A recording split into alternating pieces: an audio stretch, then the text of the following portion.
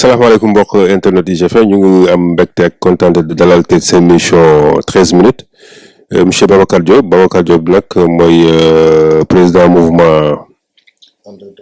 ànd dooleel Khalifa Sall fii si au niveau national fii si Grand Yoff responsable politique à Grand Yoff salaamaaleykum Babacar. maaleykum salaam Fall donc damay commencer nuyu tous les auditeurs de IGFM. Man effectivement man maay Babacar Diop coordinateur national du mouvement ànd dooleel Khalifa Sall nekk responsable de la plateforme taxawu Sénégal nekk deuxième adjoint au maire de Grand Yoff. yaa ngi bokk ci aussi ci coalition Yewwi Askan Wi actualité bi pratiquement ci investiture yi la te gis nañ ni au niveau de Yewwi bruit yu bëri na ci seen investiture surtout au niveau du département de Dakar alors lu fa xew. waaw au niveau de Yewwi Askan Wi je pense que au-delà de Yewwi Askan Wi je pense que si parti politique yi la commencé parti politique yi mu commencé d'abord mooy ñun suñu parti politique mooy la plateforme taxawu Sénégal nga xamante ne effectivement investiture yi andi na fa ay problème je pense que ñun ñëpp dégg nañ le cas de notre camarade kii Barthélémy Dias au niveau de la ville donc loolu aussi tamit moom moo continuer ba nekk pratiquement dans l'écrasante majorité des partis politiques ñun suñu jëlee suñu cas au niveau de la plateforme taxawu Sénégal effectivement am nañ fa lu ñu metti mu commencé si Grand Yoff bi nga xam fii la ñu dëkk nekk fiefu président Khalifa Babacar Sall suñu électorat ëpp si Dakar et à la limite si Sénégal et à chaque élection dañuy gagner avec brio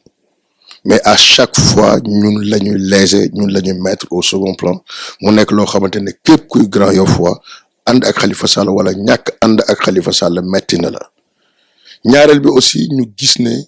les mouvements de soutien yi nga xam ñoo àndoon ak Khalifa Sall dès les premières heures ils étaient royalement humiliés écartés et je pense que képp koo xamante ne yaa ngi dans les mouvements de soutien liggéey nga li andi ancrage national et international avec le président Khalifa Babacar Sall mu nekk aussi lu ñu metti lool li nga xam moom la ñuy mujjël mooy les jeunes ñu gis ne si liste bi yëpp sóoraale ñu si benn ndaw te boo jëlee ñu ne la 70% de la population sénégalaise ay ndaw lañu ñu jël ndaw yooyu yóbbu leen au second plan mooy dindi leen ci carrément et à chaque fois jeunes yooyu la ñuy ñoom ñooy nekk toujours au premier plan pour si ay front wala communication wala réaction et je pense que politique ku ko bëgg a doxal da nga ciy jiital ndaw yi bàyyi si xel famille bu baax a baax donc loolu yëpp nekk na lu ñu metti ñun suñu biir mais nous sommes et nous demeurons des partisans de Khalifa Babacar Sall nous sommes de la plateforme taxawu Sénégal nous sommes de la coalition Yewwi Askan Wi ñun nag li nga xamante ne moom mooy suñu mouvement bi loolu amee metti nañu ñun ñu ngi waxtaan suñu biir et suñu paree incha allah dinañ fexe toog ak Khalifa Sall waxtaan ak moom ndax lii am ni ñu metti la ko dañoo bëgg bu mu amati ndax ay nit nag suñu àndee dañuy nawlante te dañu ne àndu nawle dafay baax si lépp lu ñuy def ñu jiital si waxtaan te nii mu demee ni amul waxtaan et am na ñoo xamante ne Khalifa Babacar Sall mu ngi leen di imposer te wax fa dëgg yàlla jàpp nañu ne du ñooñu war a jiitu ñun dañoo jël suñu carrière politique jox ko Khalifa Babacar Sall donc de grâce bu Khalifa Babacar Sall tey la suñu carrière politique si ay nit donc. yan nit ngay wax. non on peut en citer mais c'est pas la peine ils se connaissent ñun li ñu bëgg dañu ne Khalifa Sall la ñuy àndal mooy suñu interlocuteur l'unique interlocuteur moom moo tax ñi jug di rey seen bopp. waaw si je comprends bien ak Khalifa dafa am genre allié yu bees nga xamante ne ñoom la jiital au détriment de ñi nga xamante ñoo fi nekkoon démb. dafa am ñoo xamante ne Khalifa Sall daf leen jiital ñoo xamante ne depuis 2017 à nos jours à chaque fois même nit ñooñu lay andi et ñooñu musuñu produire ay résultats et il le sait et boo duggoon tey jii si xalifiste yi 98% li ma la wax lañ lay wax donc je pense que àndu nawle daal dafay baax nga bàyyi nit ñi di tànnal seen bopp lii fi am nag dootul amati ndax Khalifa Sall bu ñu paree ñun suñu waxtaan suñu biir dinañ fexe toog ak moom ànd bi dafay soppeeku lii mënatul continuer ce n'est pas possible si nous avons des ambitions présidentielles nous devons forcément changer suñu système de gestion en interne et qu'il y ait plus d'organisation au sein de la plateforme taxawu Sénégal li mënut a continuer dafay taxaw. 2017 soriwul peut-être ci diggante bi ku fa xew comme li responsable homme politique mooy le parti PASTEF xanaa ñooñu la leen teele. non ñun lii ma lay wax ni c'est un problème interne au sein de la plateforme Taxawu Sénégal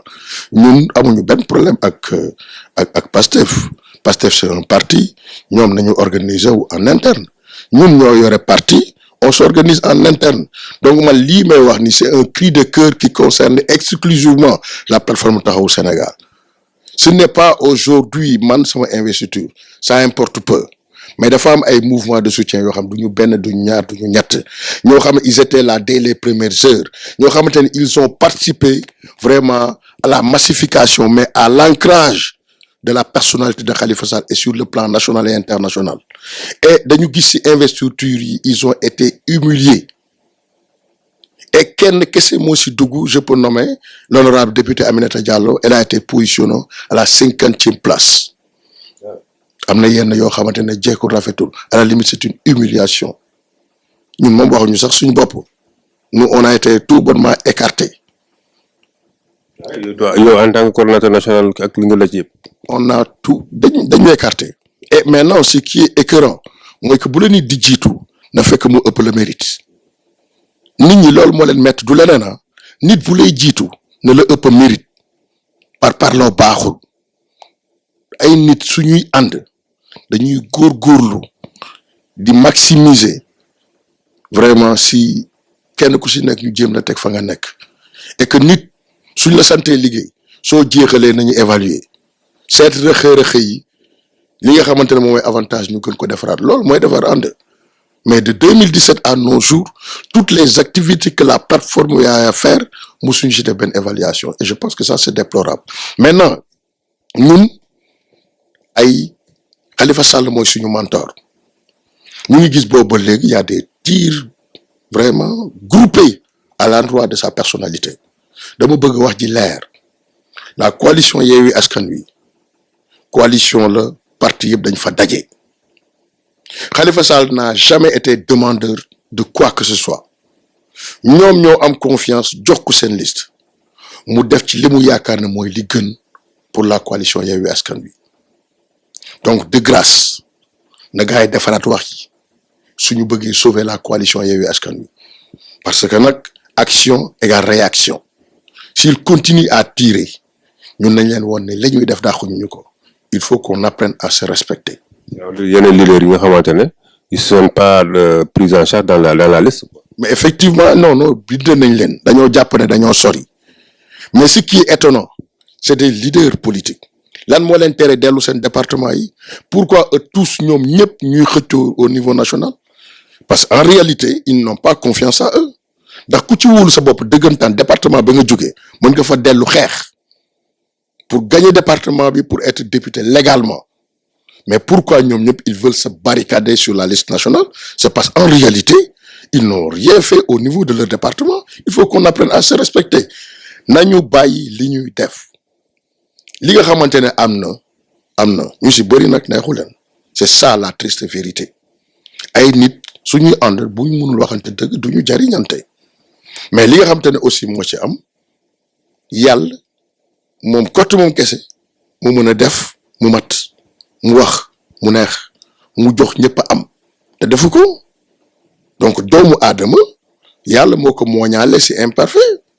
donc nañu gëm yenn yi jéem a positif doxal pour mu jëm ci kanam en tout cas loolu lañuy tous les partisans de la plateforme Taxawu Sénégal bi ma nekk te si képp koo xamante ne aussi yaa ngi ci coalition Yewwi Askan Wi mais aussi di jéem a boole suñu doole te xam ne lenn doogu moo ñu soxal mooy Macky Sall bañ fi amaat un deuxième mandat et pour moi la seule voie de salut c'est la cohésion de la coalition Yewwi Askan Wi loolu nag kenn ku si nekk suñu da nga am sa cër après boo waxee li la metti ba pare nga jublu ci liggéey bi. département liste département Yewwi Askan Wi Dakar tamit am na problème Barthélémy sax depuis démb mi ngi dugg di génn mi ngi menacé même ci voilà sa participation noonu aux élections. waaw xam nga Barthélémy Diaz dafa nekk ci rôle am en tant que tête de liste du département de Dakar tey bu ñu waxee ne effectivement la liste du département de Dakar am na problème mën nañ leen ko nangul parce que parité dafa bokk suñu lois et règlements de ce pays mais aussi am na leneen loo xamante ne am na ndax li am ñun booba ñu war a sanctionner la liste du département de Dakar je précise avec l'article L 179 mais article L 149 sanctionner le maximum bi nga xamante ne moom la coalition Benno Bokk Yaakaar def ndax ñëpp xam nañu ne les parrainages mu ngi commencé si 0,5 et au maximum 0,8 et ils ont dépassé les 0,8 donc ñun au moment où ñu ngi wax la coalition Yewwi Askan Wi au niveau du département de Dakar ñoom il doit être sanctionné sur toute l'étendue du territoire national et international et foofu nag la ñuy xaar le conseil constitutionnel ak waa direction générale des élections loolu lu leer la lu ñëpp constaté la lu ñëpp a gis la autant dañoo fas yéene ne dañuy éliminer la liste de Dakar autant aussi nañu accepter ñu annuler toute la liste de la coalition Benno Bokk Yaakaar et je pense que loolu su amee rek équité am ñëpp yam ci mais au cas échéant nous n'accepterons jamais que ñuy annuler la liste du département de Dakar sous prétexte que dafa amul parité et je précise que ñu bëri ñu ngi ne Barthélémy Diaz le maire dafa demoon direction générale des élections pour andi fay problème bi muy dem il était avec le mandataire Déthié Fall donc avec beaucoup de courtoisie le bëggoon dugg gars yi bloqué nañ ko brutaliser ko donc une fois de plus li nga xamante ne moom lañ koy jéem a taxal que c'est un homme brutal c'est archi faux nit ñi des fois dañ koy provoquer et nit ñi xamuñu ku provoquer mais ku réagir la ñu xam donc loolu la li nga xamante ne moom moo si nekk lu ñëpp xam la tey Sénégal nit ñi yeewu nañu atteindre nañu benn maturité politique boo xamante ne kenn mënatu leen nax li ñu bëgg mooy que ñu teg lépp ci yoon suñu accepter les nit ñi ne article 149 bi am na muy le maximum de le minimum de 0,5 et le maximum de 0,8 su boobaa mën nañ appliquer l'article L 179 pour le département de Dakar sans cela nañu bàyyi ñëpp dem si jàmm ak salaam. jaajëf. Merci monsieur Fall.